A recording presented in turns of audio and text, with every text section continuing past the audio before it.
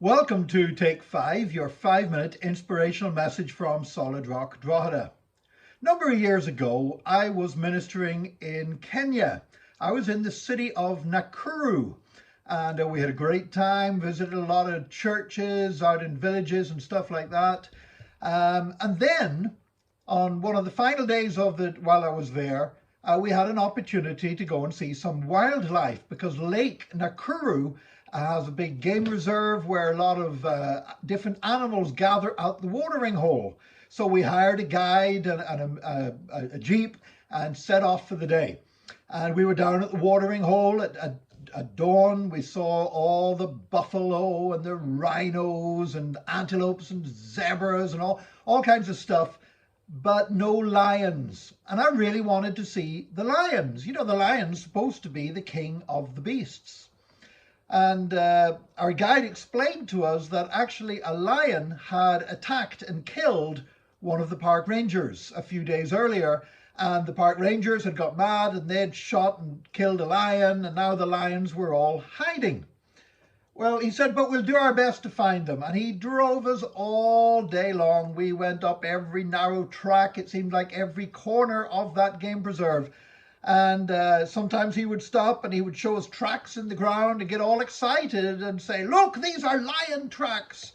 And another point he stopped and there was this big pile of dung in the middle of the road, and he got all excited. He said, this is lion dung, this is lion dung. He actually wanted me to take a photograph of lion poop.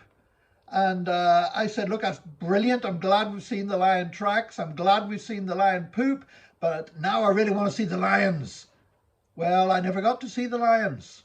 We drove about all day, and I flew home from Kenya a couple of days later. Never did get to see the lions. Yeah, I got to see lion paw prints, and I got to see lion poop, but I didn't get to see the lions. You see, it wasn't enough for me to be where the lions had been. I wanted to be where the lions were now. I wanted to see the lions. And sometimes we're like that with God. You know, we're busy telling people where God has been in the past. We're busy telling them what he did in this century and that century. And hey, this might sound a strange message from a guy who wrote a book on church history, but just telling people where God has been in the past isn't enough. People need an encounter with God where he is now. So how can we be sure of that?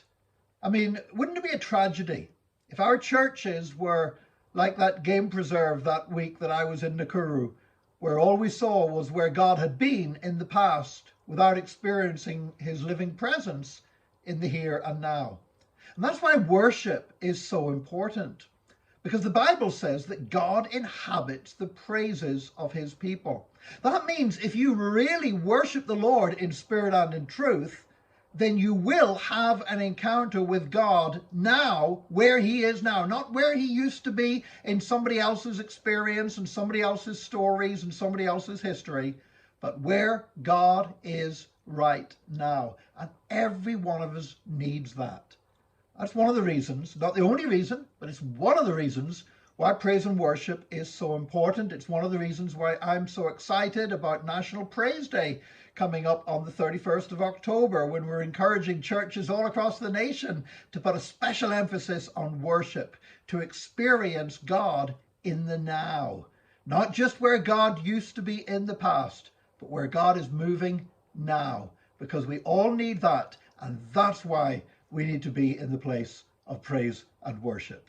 May God bless you today, and please join us again tomorrow for another Take 5, your 5-minute inspirational message from Solid Rock, Drogheda.